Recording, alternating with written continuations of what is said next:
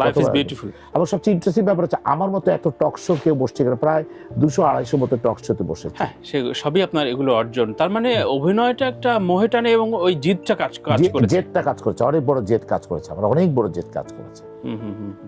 কিন্তু এর পরবর্তীতে তার কোনো রিয়াকশন আপনি শুনতে চাননি কোনোভাবে?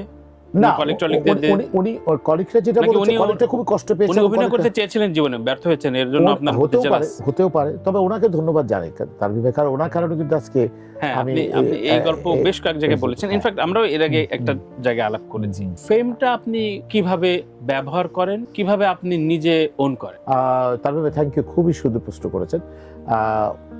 ফেমটা আমি আসলে ব্যবহার করি না। আমি ফেমটা, যেমন আমি এয়ারপোর্টে গেলে প্রায়োরিটি একটা সিল দিয়ে দেয় আমাকে, স্পেশালি তারা ওখান থেকে বাসে না উঠিয়ে একটা গাড়ি দিয়ে প্লেন পর্যন্ত পৌঁছে দেয়। এই জিনিসটা একটা বিশাল ব্যাপার। আমি ল্যান্ড করলে সেখানে ওরা আমাকে গাড়ি দিয়ে আবার সম্মান নিয়ে আসে, এটা বিশাল সম্মান। আমি যেসব জায়গায় যাচ্ছি প্রায়োরিটি হিসেবে আমাকে সবার আগে আমাকে হয়তো লাইনে ধরতেই দিচ্ছে না।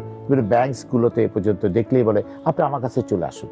তো এইটাকে আমি এনজয় না, এটাকে বলবো সময়টাও কম লাগছে, খুব চমৎকারভাবে আমাকে একটা রেসপেক্ট দিয়ে তারা আমাকে সার্ভিসটা দিয়ে দিচ্ছে। আমি শুধু এতটুকু বলবো। ফেম ব্যবহারের ক্ষেত্রে আমি আরেকটু থাকতে চাই। ধরেন অনেকের রেসপন্সিবিলিটির ক্ষেত্রে বলে যে তুমি যেহেতু জনপ্রিয়, সুতরাং তোমার একটা সোশ্যাল অ্যাসপেক্টসে একটা দায়িত্ব রয়েছে। সমাজের যে কোনো অবস্থানে ভূমিকম্প হলো, ওই সময় সচেতন হওয়ার জন্য হলেও তুমি যদি 4টা কথা বলো, অন্য মানুষ হয়তো 5 জন শুনবে, আপনারটা হয়তো 4000 মানুষ শুনবে। এই জায়গায় আপনি আপনার ফেমকে কিভাবে ইউজ করেন? আমি বিভিন্নভাবে বিভিন্ন সময় আমি যদি কথাটা এইভাবে বলি, নামের জন্য করে নিই। মাঝখানে আমাদের দেশে, আপনি তখন দেশে বাইরে ছিলেন, আমেরিকা ছিলেন, আমাদের দেশে প্রায় 42 টেম্পারেচার ছিল, অনেক গরম, অনেক গরম। আমি, আমার ওয়াইফ এবং আমার বাচ্চা, আমরা 3 জন মিলে রাস্তায় দাঁড়িয়ে 4 দিন ব্যাপী প্রায় 29,000 বোতলস আপনার পানি বিলি করেছে নিজের উদ্যোগে।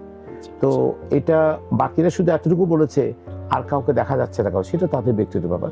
আমরা তাগিদ থেকে, মনের তাগিদ থেকে এই কাজটা করেছি।